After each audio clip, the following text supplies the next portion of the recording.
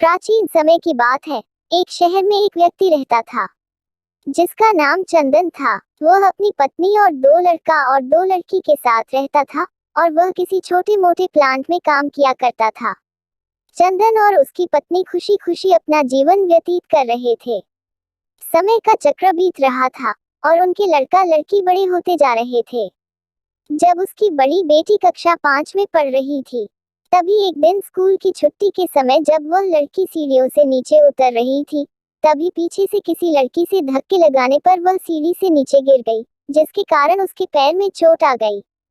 जब लड़की घर पर लंगड़ती हुई आई तो उसके पिता ने पूछा, क्या हुआ? तभी लड़की ने उन्हें पूरी बात बताई। पिता ने सोचा छोटी मोटी चोट है, और यह सोचकर उसने अपनी बेटी से कहा कि इसे गर्म पानी से सेंक लो, ठीक हो जाएगा। कुछ दिन बीतने के बाद लड़की का पैर फूलने लगा और उसे चलने में दिक्कत होने लगी।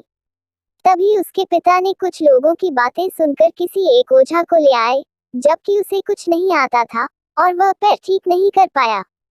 कुछ समय बीतने के बाद जब उसकी लड़की की हालत और ज्यादा खराब होती जा रही थी, एक दिन जब उसके पिता अकेले कहीं बैठे हुए थे, तो वह मन ही मन सोच रहे थे कि क्या करें।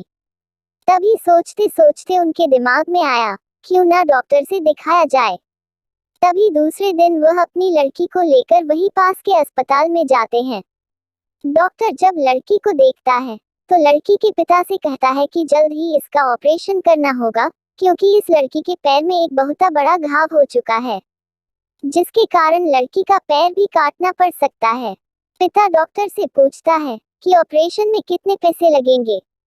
तभी डॉक्टर कहता है 40,000 लगेंगे। पिता घबरा जाता है, लेकिन पैसे की तलाश में इधर से उधर जाने लगता है। इधर उधर भाग दौड़ करने के बाद पैसे की व्यवस्था कर लेता है और लड़की का ऑपरेशन हो जाता है। ऑपरेशन के बाद लड़की अपने घर आ जाती है, परंतु लड़की के पैर में कुछ सुधार न होने के कारण पिता चिंतित रहने लगता है। इसी तरह 4 साल बीत जाता है तथा पैर में लाख लाख रुपए लगाने के बाद भी लड़की का पैर ठीक नहीं होता है, जिस कारण से पूरा परिवार दुखी रहने लगता है। कुछ समय बीतने के बाद लड़की का विवाह हो गया और लड़की के जीवन में खुशहाली आ गई। पिता सोचता है कि अब सब कुछ ठीक हो गया है, संघर्षों का दौर खत्म हो गया। परंतु किस्मत को कुछ और ही मंजूर था। एक दिन जब वह बाजार जा रहा था, तभी पीछे से किसी ट्रक के द्वारा उसका एक्सीडेंट हो गया, जिसके कारण उसके सर में गंभीर चोट आई। चंदन 1 महीने तक बिस्तर पर ही रहा। 1 महीने के बाद ठीक होने पर वह सोचा कि अब सब कुछ ठीक हो जाएगा। तभी उसकी पत्नी का स्वास्थ्य खराब होने लगा और वह बीमार पड़ गई। यहाँ वहाँ छोटे डॉक्टरों को दिखाने के बाद तबीयत और बिगड़ गई, जिसके कारण उन्हें वाराणसी के BHU अस्पताल में ले जाना पड़ा।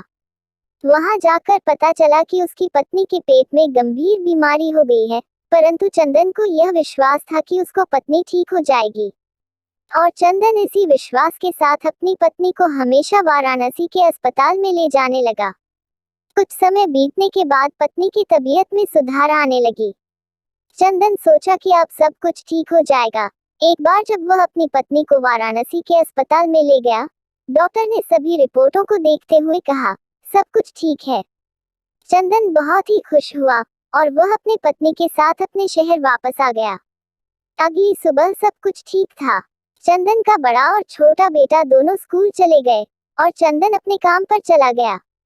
बड़ा बेटा स्कूल में सोच रहा था कि चलकर माँ से कुछ बातें करेंगे। तभी 11 बजे उसका मित्र आता है और कहता है कि चलो, तुम्हारी माँ की तबीयत खराब हो गई है।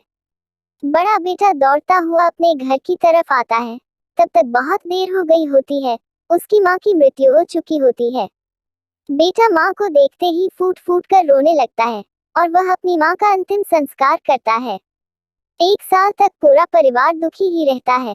कुछ समय बीतने के बाद दुखों के बादल छट जाते हैं और चंदन अपने लड़का और लड़की के साथ सुखमय जीवन बिताने लगता है। आज उसका परिवार खुशखुशी जीवन जी रहा है। दोस्तों, जीवन में सुख और दुख दिन और रात की तरह होते हैं, जो कभी स्थायी नहीं रहते। इसलिए दुख के समय में कभी हिम्मत नहीं हारना चाहिए तथा सुख के समय कभी अहंकार नहीं करना चाहिए। इसीलिए कहा गया है, जीवन का दूसरा नाम संघर्ष है।